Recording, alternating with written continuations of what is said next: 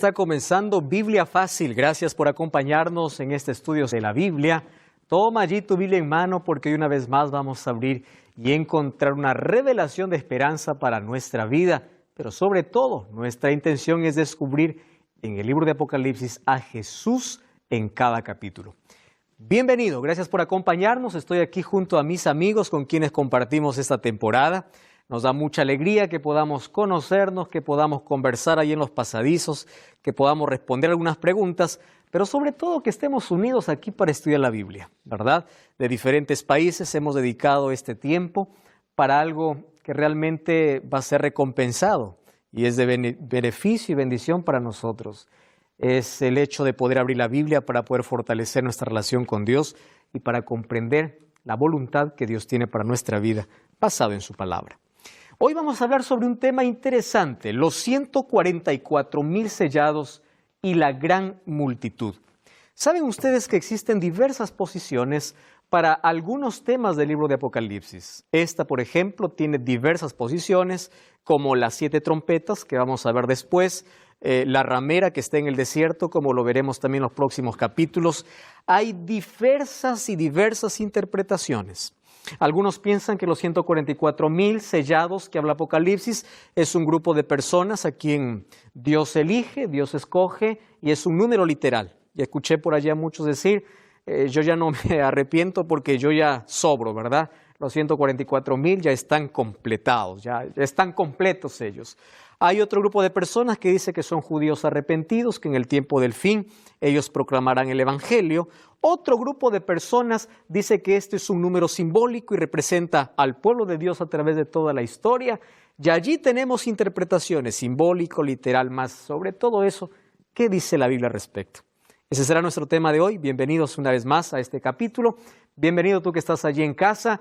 Listo, toma lápiz y papel. Vamos a abrir la Biblia y vamos juntos a permitir que Dios pueda hablar a nuestro corazón a través de su palabra. Antes de poder abrir la palabra de Dios, aquí tenemos el hábito y la costumbre de pedir la dirección divina. Vamos a orar. Querido Dios, gracias por la oportunidad que tenemos una vez más de abrir tu palabra y de encontrar en ella salvación para nuestra vida.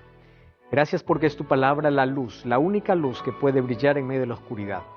Gracias porque es ella que nos muestra el camino verdadero, que es Cristo Jesús. Y a través de ella podemos iluminar nuestra vida y podremos también ser herederos de aquella patria celestial, porque nos muestra en plenitud tu gracia y la fe que debemos tener en ti. Gracias por tu amor. Ahora, una vez más, pedimos que tu Santo Espíritu esté con nosotros. Suplicamos que aquella linda promesa que cuando pedimos que tu Santo Espíritu esté, tú dijiste que estará todos los días hasta el fin del mundo. Hoy puede estar aquí para poder mostrarnos la verdad que nosotros necesitamos comprender. Que tu presencia esté aquí y también con las personas que están viendo este programa allí desde casa. En el nombre de Jesús. Amén. Entonces vamos a hablar acerca de los 144,000 sellados y la gran multitud. Un tema realmente interesante, como ya les estuve mencionando, diferentes puntos de vista, diferentes interpretaciones, mas hoy vamos a hablar basado en la Biblia. ¿Qué significa? ¿Qué representa este grupo especial? ¿Y por qué dice 144,000? Entonces allí nos presentamos ante la primera pregunta. ¿Quiénes son los 144,000 sellados? Abrimos la Biblia para ver de qué grupo está hablando. Apocalipsis capítulo 7, versículo 4. Apocalipsis capítulo 7, versículo 4. Dice allí, versículo 4. Y oí el número de los sellados, 144,000 de todas las tribus de los hijos de Israel. Yo les estoy dando solamente el número, sin embargo hay un contexto, que son los primeros versículos, las cuales ahora recién vamos a leer. La pregunta es, ¿quiénes son esos 144,000 sellados? ¿Y por qué 144,000? ¿Verdad? ¿Por qué ese número? Para resolver eso, vamos a ver el contexto. Apocalipsis capítulo 7, versículo 1. Felipe, ¿puedes leer el versículo 1 hasta el versículo 3, por favor? 7, 1 al 3. Después de esto vi 4 ángeles en pie sobre los 4 ángulos de la tierra, que tenían los 4 vientos de la tierra, para que no soplase viento alguno sobre la tierra, ni sobre el mar, ni sobre ningún árbol. Vi también a otro ángel que subía de donde sale el sol, y tenía el sello de Dios vivo, y clamó a gran voz a los 4 ángeles, a quienes se le había dado el poder de hacer daño a la tierra y al mar, diciendo: No hagáis daño a la tierra ni al mar, ni a los árboles, hasta que hayamos sellado en sus frentes a los siervos de nuestro Dios. Interesante, los 3 versículos que leyó aquí Felipe, habla hace una referencia del número 4 en diversas ocasiones. Primero encontramos 4 ángulos de la tierra. Luego encontramos 4 vientos, ¿verdad? Y luego encontramos a alguien que clama a gran voz a 4 ángeles. Entonces encontramos 4 ángulos, 4 vientos y 4 ángeles. En ese contexto, este ángel que le dice: no suelten los 4 vientos porque hay algo que necesitamos hacer.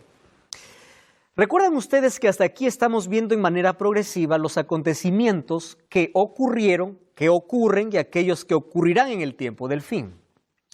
Y aquí habla de 144,000 sellados.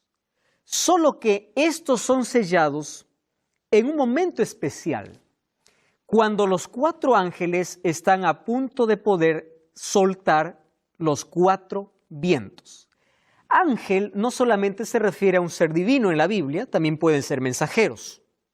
Pero en este contexto son 4 ángeles, 4 seres divinos. Cuando se habla de los 4 ángulos de la tierra, está hablando de la totalidad de la tierra. Aquí estaríamos hablando prácticamente de los 4 puntos cardinales, ¿verdad?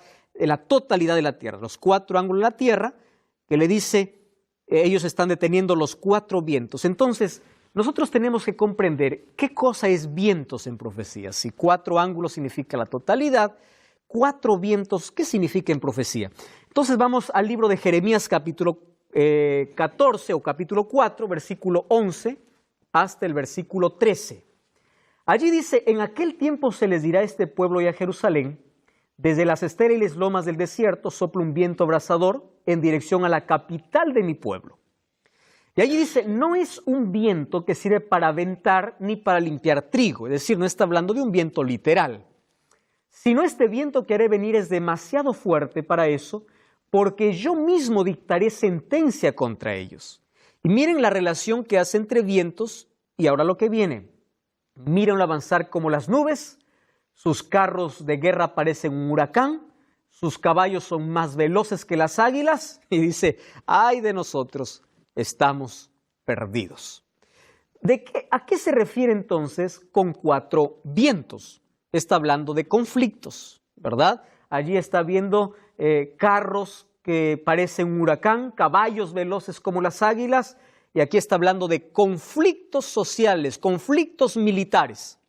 Entonces aquí dice: los 4 ángeles están deteniendo que esos conflictos puedan acabar con toda la humanidad, pero están deteniendo hasta que los siervos de Dios hayan sido sellados. Entonces allí viene el primer versículo que nosotros leímos.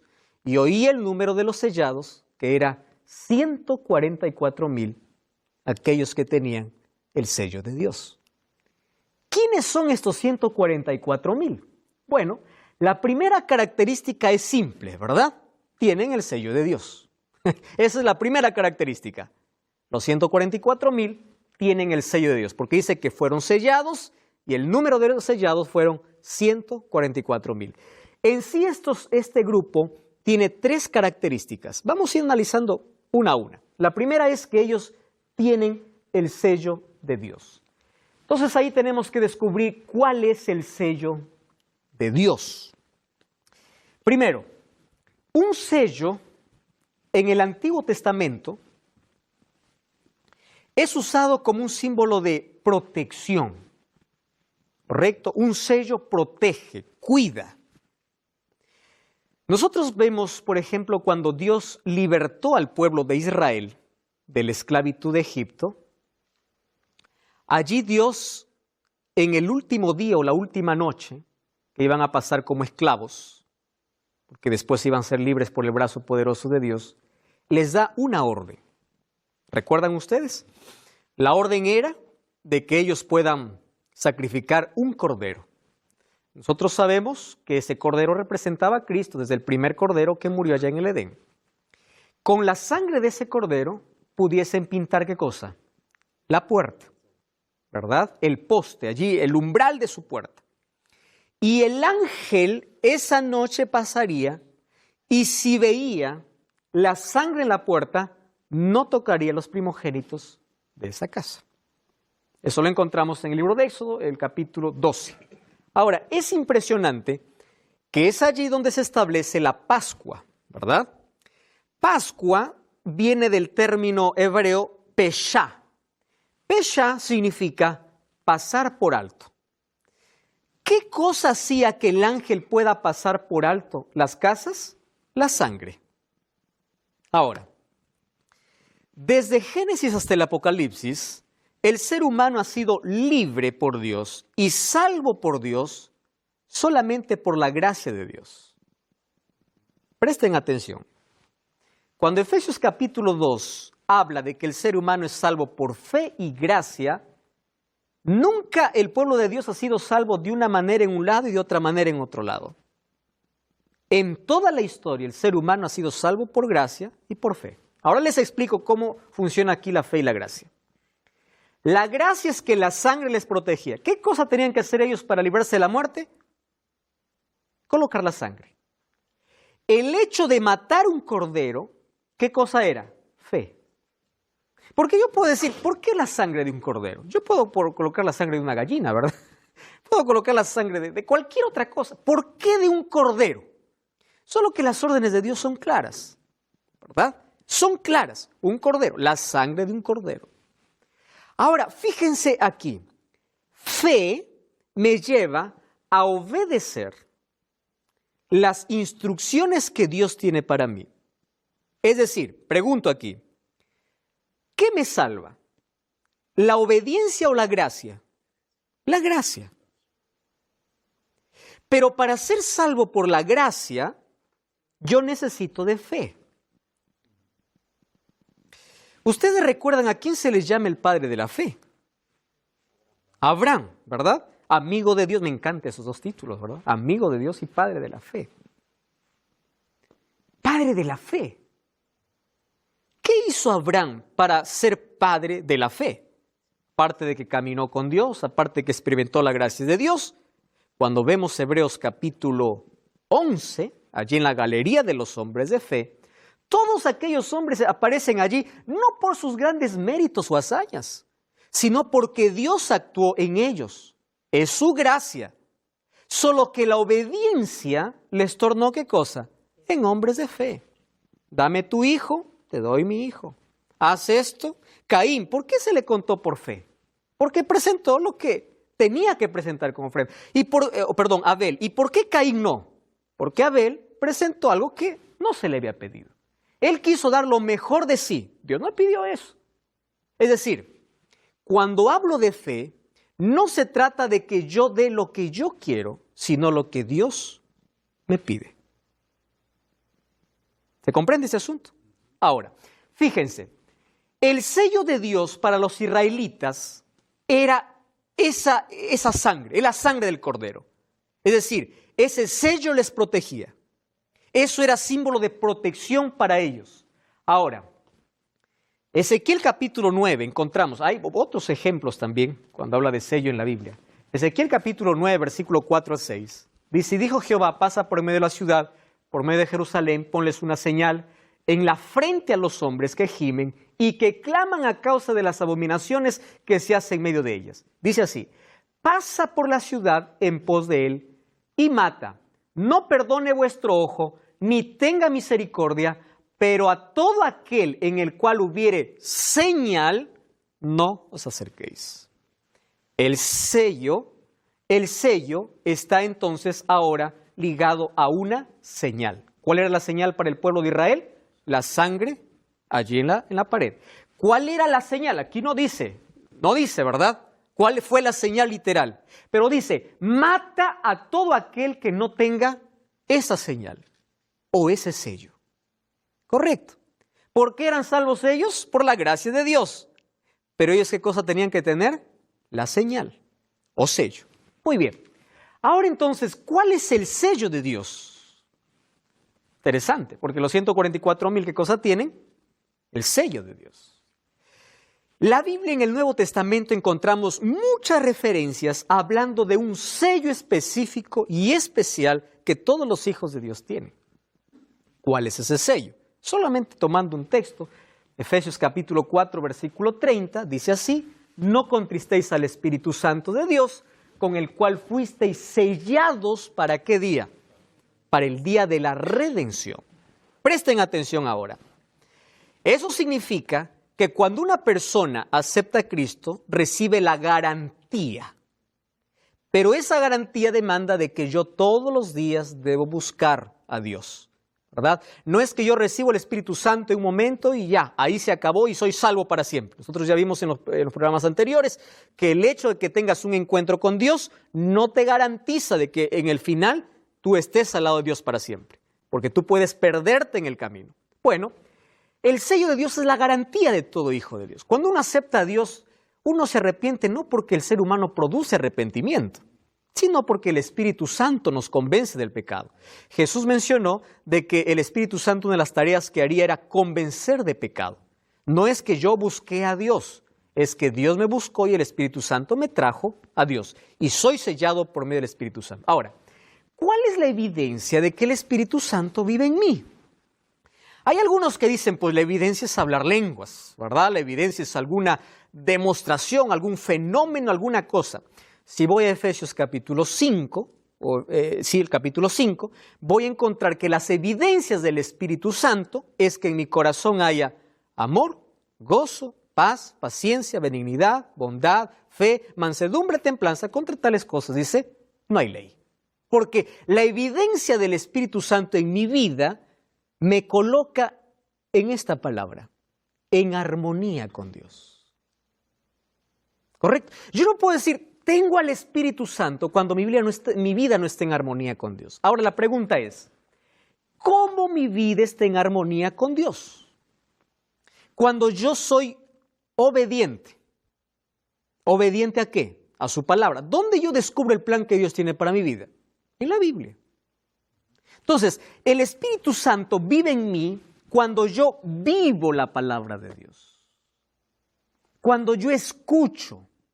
Cuando yo obedezco. Voy a hacer un paréntesis aquí porque hay muchos que malinterpretan ese asunto. La obediencia no es la causa de la salvación. La obediencia es el resultado. Hay una enorme diferencia entre causa y resultado. La causa de la salvación es la gracia. ¿Por qué nos salvamos? Por gracia. Es la causa. El resultado de que yo tengo la gracia de Dios, el Espíritu Santo, hace que mi vida se coloque en armonía con su voluntad. Ahora fíjense, en el tiempo del fin habrá dos asuntos que hará que el pueblo cristiano esté dividido. Y a eso lo tomamos como una señal distintiva. Vamos a abrir la Biblia, Isaías capítulo 8, versículo 16. ¿Alguien tiene allí el texto? ¿Puede leer? Yo aquí voy a buscar también el texto. Isaías, tú que estás allí en casa, puedes allí abrir tu Biblia y puedes leer también el texto. ¿Tienen allí? Gracias, Pablo. ¿Qué cosa dice? Ata el testimonio, sella la ley entre mis discípulos. Muchas gracias, Pablo. Entonces allí dice, ate el testimonio y sella mi ley entre mis discípulos. ¿Cuál es el sello de Dios? El Espíritu Santo. El Espíritu Santo me coloca ¿en qué? En armonía con la palabra de Dios. Cuando hablamos de ley, estamos hablando de la instrucción completa de Dios. ¿Correcto? Instrucción completa. Ahora, fíjense una cosa. Desde tiempos muy antiguos, un sello siempre ha tenido tres características fundamentales: nombre, cargo, función y jurisdicción. Tú quieres colocar un sello, está tu nombre, ¿no? Tu cargo, quién eres y cuál es tu jurisdicción. Isaías dice, ate el testimonio y sella, coloca como un sello mi ley entre mis discípulos. ¿Correcto? Entonces, si el Espíritu Santo me sella, quiere decir que me pone en armonía con Dios, con su palabra y su ley. ¿Correcto? Porque su ley está dentro de su palabra. Muy bien. Entonces, vamos a buscar dentro de la ley, algunos piensan que la ley fue abolida, si hay alguien que tenga esta característica. Yo tengo aquí una Biblia que es muy conocida por muchos, que es una Biblia versión latinoamericana. Me encanta porque esta Biblia tiene un lenguaje muy claro. Me encanta esta versión. Vamos a Éxodo capítulo 20. ¿Les parece? Porque la ley de Dios, escrita por el dedo de Dios, está en Éxodo capítulo 20. Tú que estás allí en casa, puedes tomar también tu Biblia, no importa la versión que puedas tener. Yo elegí esta versión. Ahora, esta versión, te repito, es tan clara, por eso me encanta. Miren, versículo 1. Dios dijo estas cosas, estas palabras, dice. Yo soy tu Dios que te saqué de Egipto, de la tierra de esclavitud. ¿Correcto? ¿Qué dice el versículo 3? No tendrás otros dioses fuera de mí. Yo estoy leyendo esta versión, puede ser que varíe aquí algunas palabras con las que usted está leyendo. Pero me encanta esta versión porque es bien clara. Número 2. No te harás estatua ni imagen alguna de lo que hay arriba en el cielo, abajo en la tierra, debajo de las aguas de la tierra. No te postres a esos dioses ni les sirvas, porque yo soy tu Dios. Vamos al versículo 6, o al versículo 7. No tomes en vano el nombre de Jehová tu Dios, porque no dejará sin castigo aquel que tomare su nombre en vano. Versículo 8. Acuérdate del día sábado para santificarlo. Trabaja 6 días y en ellos haz tus faenas. El séptimo día es descanso consagrado a Jehová tu Dios. No trabajes ni tú, ni tu hijo, ni tus hijas, ni tu siervo, ni tus animales, ni forasteros. Porque en 6 días hizo Jehová el cielo y la tierra, el mar, y todo lo que en ellos hay. Y el séptimo día descansó. Por eso Jehová bendijo el día sagrado. Respeta a tu padre y a tu madre, no cometas adulterio, no mates, no robes, etc. Presten atención acá. Yo tengo esta Biblia. Pero también tengo aquí en mi mano un libro que ustedes conocen perfectamente. Y es el libro Catecismo. ¿Correcto? Esto yo voy a mostrar en otro programa. Más, si usted tiene un catecismo allí en casa, yo quiero que revise el capítulo donde dice los 10 mandamientos. Yo lo voy a revisar aquí en el próximo programa, ahora no. Pero allí usted se va a dar cuenta que el catecismo muestra 2 tablas diferentes. La primera como está en Éxodo y la otra como la iglesia cree que es. ¿Sabe qué cosa es lo que me sorprende? Es un asunto. Y yo quiero esto hablarlo con todo mi corazón y con tanta sinceridad, tanta tristeza al mismo tiempo. La gente no está en contra de la ley de Dios. Eso es mentira cuando alguien dice yo no creo en la ley de Dios, que la ley de Dios fue destruida. Eso no es verdad. Porque si la ley de Dios fuese destruida, entonces matar, robar, adulterar es permitido, porque eso es la ley de Dios. Presten atención aquí. El problema nunca ha sido la ley. ¿Saben qué ha sido el problema? 2 mandamientos que tienen que ver con adoración. Si ustedes revisan cómo la ley de Dios fue cambiada y cómo es enseñada, 2 mandamientos son quitados de Éxodo capítulo 20. ¿Saben cuáles son? El segundo y el cuarto. ¿De qué habla el segundo mandamiento? No te harás imágenes.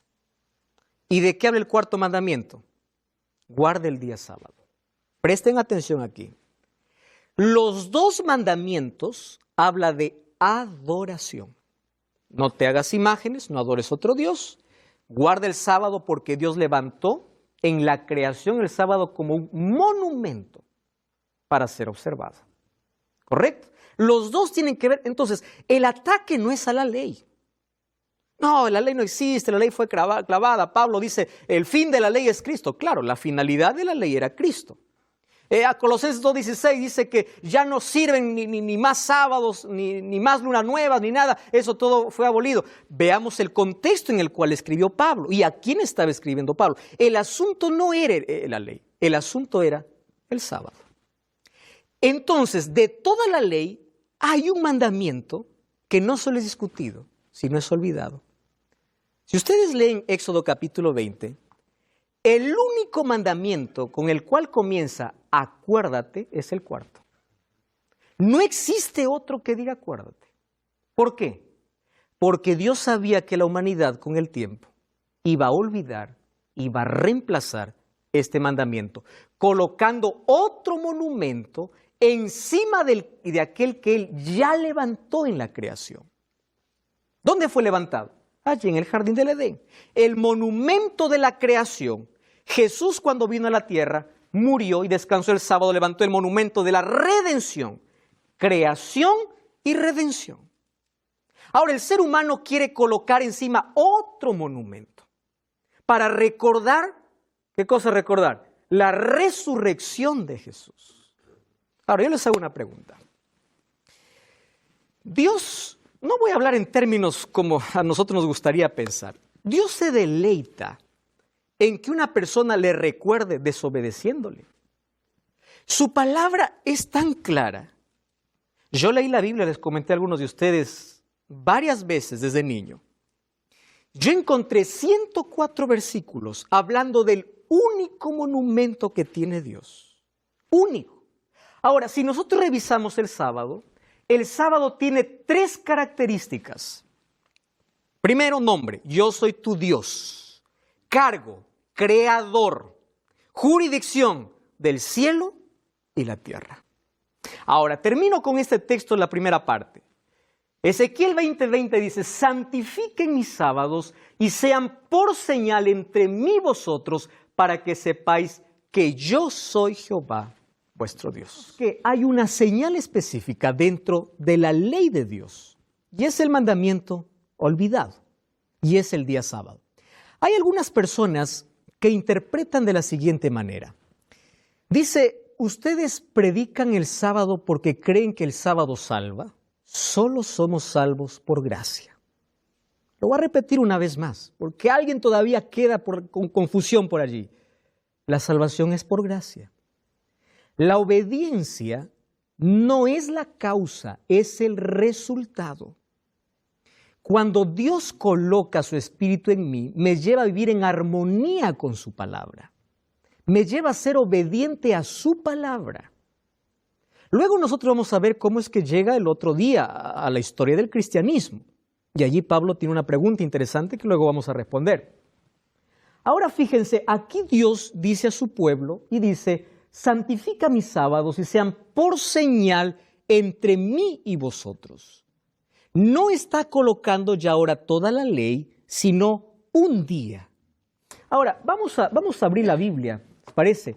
El libro de Mateo capítulo 5, versículo 17 es un texto muy conocido. Cuando dice, no piense, Jesús está diciendo que yo vine para anular la ley. Cuando habla de la ley está hablando de todo el testimonio del Antiguo Testamento, de la Torá específicamente, o los profetas. No he venido para anularlos, sino para cumplirlos. Les aseguro que mientras existe el cielo y la tierra, ni una jota, ni una letra, ni una tilde de la ley desaparecerá hasta que todo se haya cumplido. Vamos a Santiago capítulo 2. ¿Les parece? Santiago está en el Nuevo Testamento. Santiago capítulo 2, versículo 10. A mí me encanta el libro de Santiago. Es un libro muy claro para poder comprender de una manera tan simple. Santiago capítulo 2, versículo 10. ¿Está bien? Santiago 2:10 dice así. Cualquiera que guarde toda la ley, pero ofende en un punto, se hace culpable de todos. Bueno, pero aquí uno puede decir, bueno, aquí está hablando de la ley en general, está hablando de toda la instrucción. Lea el versículo 11. Porque el que dijo no cometas adulterio, también ha dicho no matarás. Ahora yo les hago la pregunta, ¿a qué ley está haciendo referencia Santiago? A la ley de Dios. Está tomando literalmente esa ley. Ahora dice, si tú no cometes adulterio, pero matas, te has hecho transgresión de la ley. Versículo 12. Así hablad y así haced, como los que habéis de ser juzgados por la ley. ¿Qué cosa dice? De la libertad. ¿Quién te dijo que la ley es esclavitud? La ley es un cerco protector. Protege tu familia y protege tu relación con Dios. Los 4 primeros mandamientos demuestran tu amor a Dios. Por eso Jesús dijo, la ley se divide en 2. Amor a Dios y amor al prójimo. Porque los 4 hablan de mi relación con Dios, mi amor a Dios. Y los otros 6, protege mi familia. No cometerás adulterio, honra a tu padre y a tu madre. Protege las relaciones. Entonces, somos salvos por gracia, pero juzgados por la ley. Qué interesante lo que está diciendo aquí la Biblia. Ahora, si nosotros vamos a Romanos 3:31, allí Pablo es claro. Vamos a leer, ¿les parece? Romanos capítulo 3, versículo 31. Pablo habla mucho acerca de la ley. Romanos capítulo 3, versículo 31. Él dice así, miren. Luego pues, por la fe invalidamos la ley, y él dice, de ninguna manera, ni siquiera se hable. Más bien estamos confirmando. ¿Pablo está hablando de una salvación por ley? No, de ninguna manera. ¿De qué está hablando? De fe. Porque el ser humano es salvo por fe y gracia. Entonces, es interesante que en el tiempo del fin, aquellos que tienen el sello de Dios, por medio del Espíritu Santo, tendrán un sello invisible. Esto se llama un sello escatológico. ¿Por qué? Presten atención. Porque hay un solo punto que divide en este mundo a los cristianos, y es el día de adoración.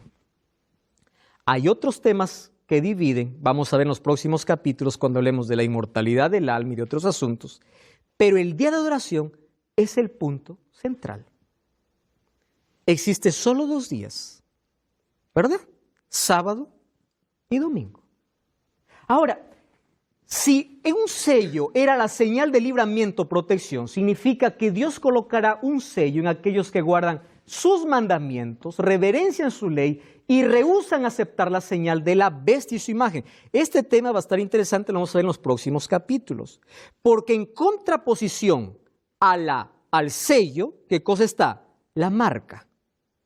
Primero revisemos el sello, luego vamos a ver la marca en los próximos capítulos. Miren, yo tengo ese libro, es muy interesante, lo tengo aquí. Este libro es escrito por el doctor Samuel Bacchiocchi. Si ustedes leen aquí en la parte final, dice que esto es una tesis doctoral, ¿correcto? Samuel Bacchiocchi hizo su doctorado en la Universidad Pontífice Gregoriana, en la Pontífice Universidad Gregoriana. Esta tesis fue presentada en el año de 1975, publicado como libro en el año de 1977. Aquí en este libro, bueno, él lo convirtió en libro su tesis, es una tesis doctoral, ¿correcto?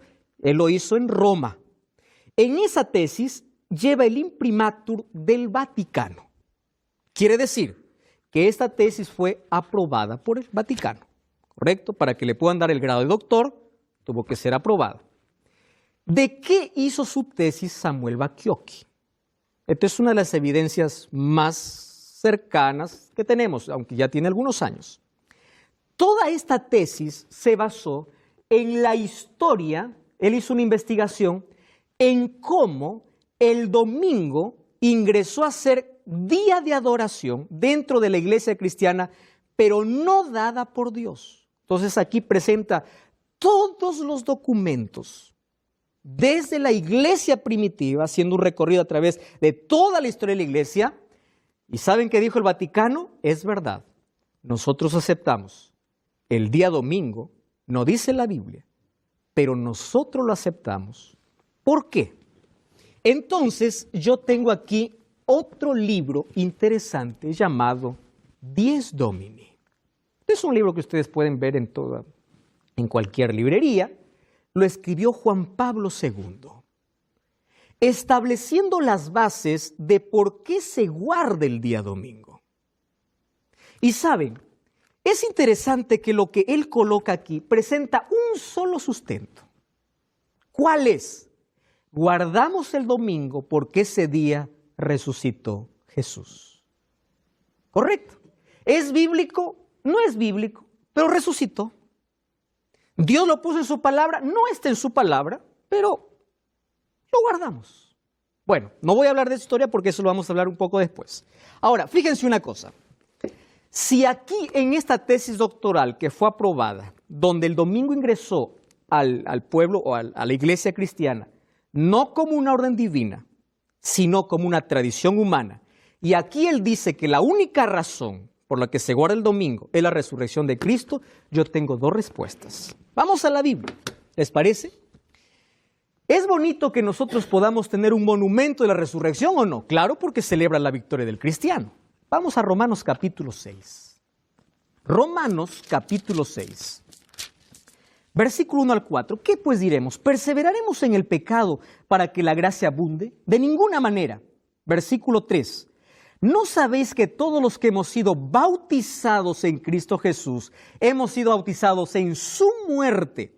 Porque somos sepultados juntamente con Él para muerte por el bautismo, a fin de que como Cristo resucitó de los muertos por la gloria, así andemos en vida nueva.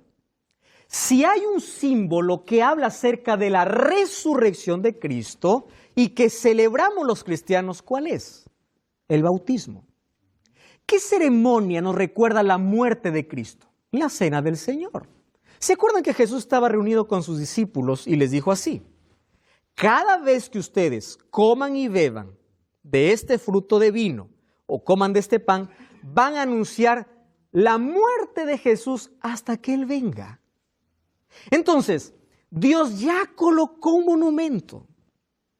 Si el ser humano quiere colocar un monumento encima, está yendo contra la autoridad de Dios. ¿Recuerdan que un grupo de tradiciones fueron infiltradas dentro de la iglesia? Y dentro de ellas se infiltró esta. Ahora, fíjense una cosa interesante.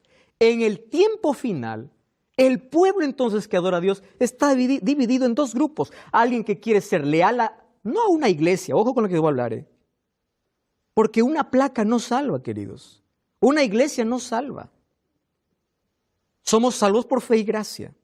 Sino que si nosotros queremos ser leales a la palabra de Dios, tenemos que seguir lo que Dios tiene en su palabra.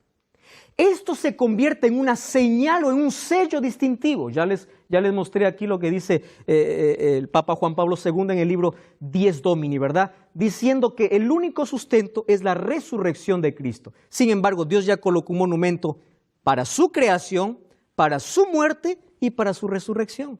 Nosotros no tenemos que colocar nada encima de ello. Muy pronto, desde ahora está dividido, pero muy pronto el cristianismo será solamente dos grupos.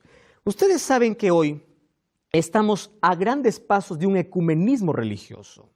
¿Qué cosa es ecumenismo? La unión de las iglesias. Tenemos tantas cosas en común, solo nos cambia el nombre y la placa. Entonces, muy pronto, esto solamente se dividirá en dos grupos, 2 días de adoración.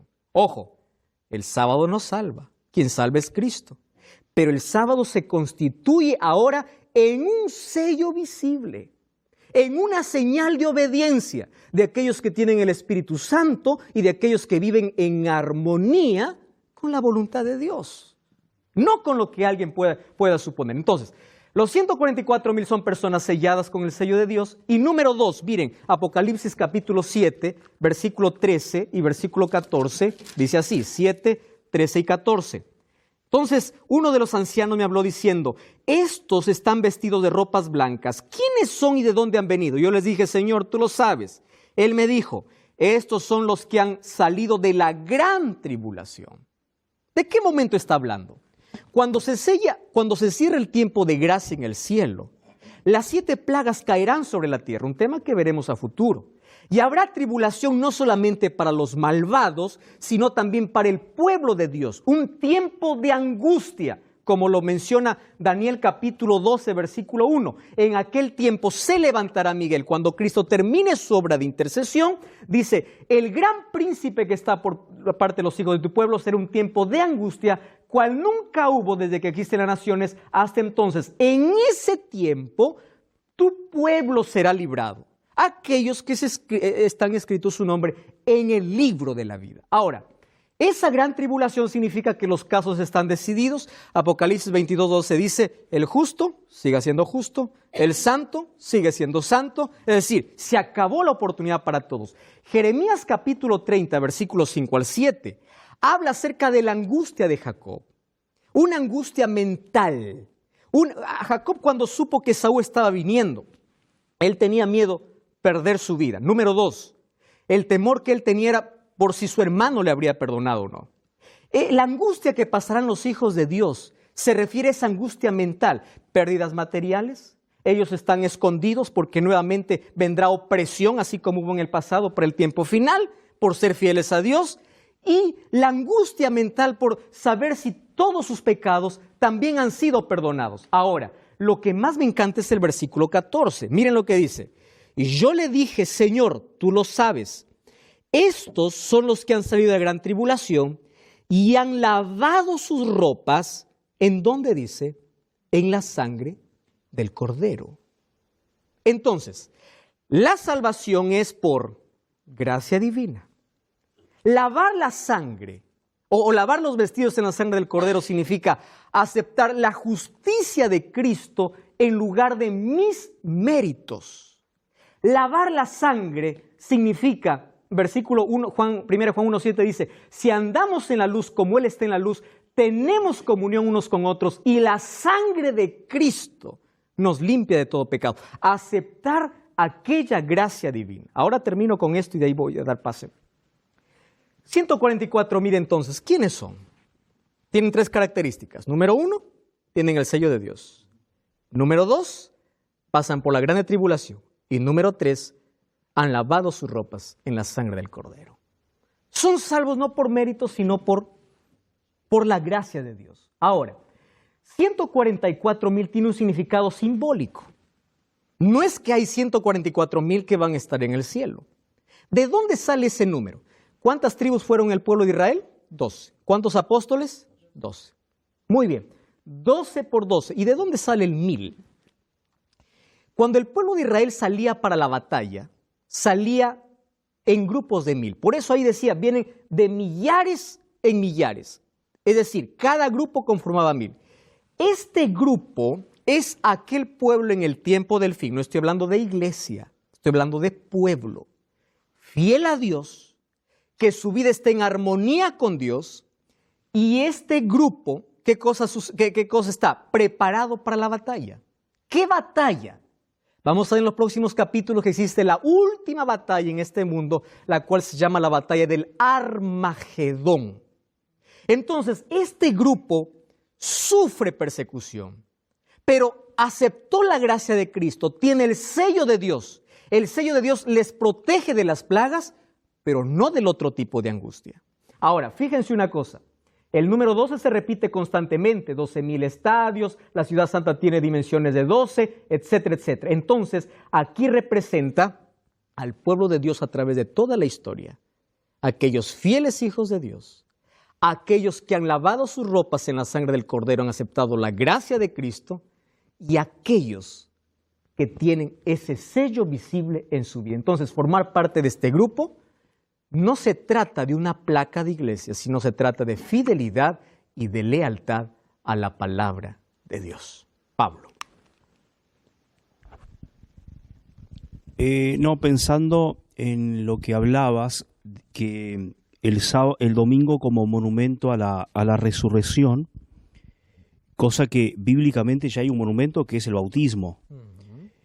Pero no será, según el Salmo 118, verso 24, este es el día que hizo Jehová.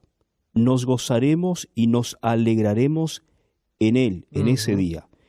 Y si uno lee el contexto de este Salmo, por ejemplo 22, dice, la piedra que desecharon los edificadores ha venido a ser la cabeza del ángulo. De parte de Jehová es esto, y es cosa maravillosa a nuestros ojos.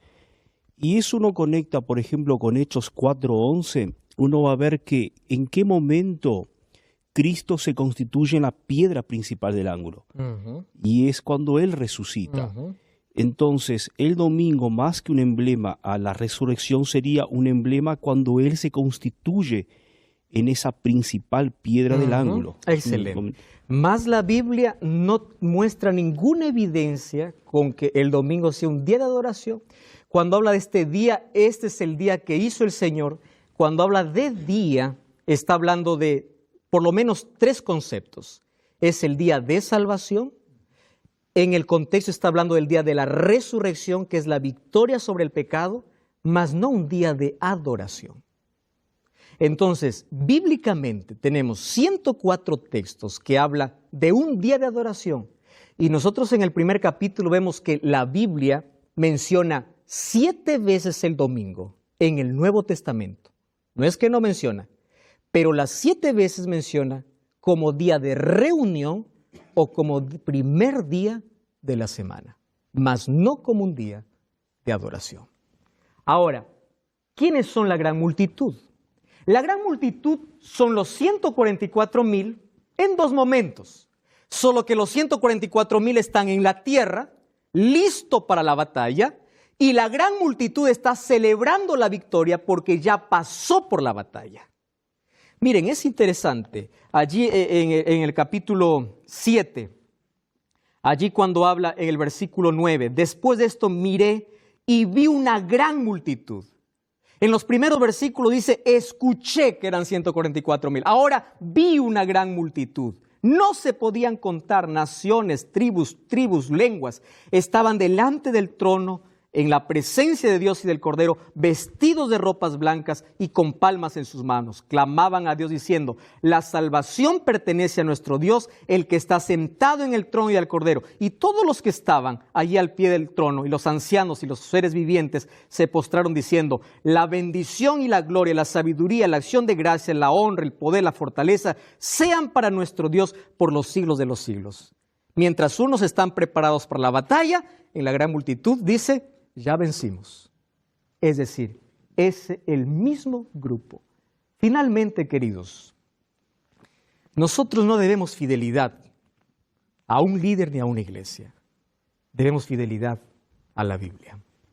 Ahora yo te voy a hacer una invitación a ti. Tú que tienes este libro en tus manos. La Biblia es clara. La Biblia no necesita un intérprete humano. La Biblia se interpreta a sí misma. Empieza a revisar el fundamento de tus creencias. Empieza a salir del bullicio, del griterío, de iglesias que solamente hablan cualquier otra cosa, menos se abre la Biblia para poder predicar el plan de Dios para ti. Somos salvos por gracia. Aceptamos esa gracia, pero la gracia nos lleva por el camino de obediencia. Hoy te desafío a dar un paso de fe para que tú y yo podamos formar parte de un pueblo. Y es ese pueblo que se mantiene de parte de Dios y de su palabra. Toma esa decisión de ponerte de parte de lo que Dios tiene en su palabra, sacando todas las tradiciones que tienes en tu vida.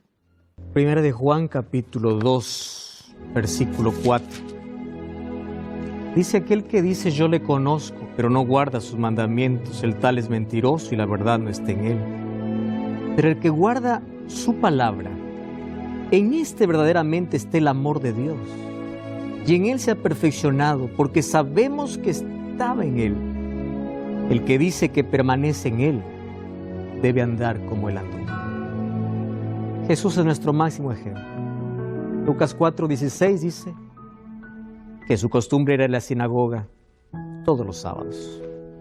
No porque un día te salve, eres salvo por la gracia de Cristo. Sin embargo, su gracia te transforma y hace que tu vida se pueda poner en armonía con el ejemplo y la voluntad de Dios. Hoy te invito este sábado, busca una iglesia, que hay una dirección, busca, te espero allá y vamos a adorar a nuestro Dios, que el monumento que levantó en la creación, según Isaías capítulo 66, 22 y 23, será eterno. Ese es el día que Dios separó, es el día que Dios separó para que tenga un encuentro contigo. Vamos a orar. Querido Dios, ayúdanos a ser fieles y obedientes a tu palabra.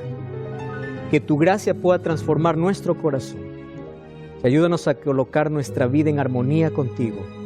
No por nuestros propios méritos o esfuerzos, sino porque el Espíritu Santo permite ese cambio en nuestra vida. Abre nuestros ojos Ayúdanos a mirar tu verdad y aceptarlo con agrado en nuestro corazón. En nombre de Jesús.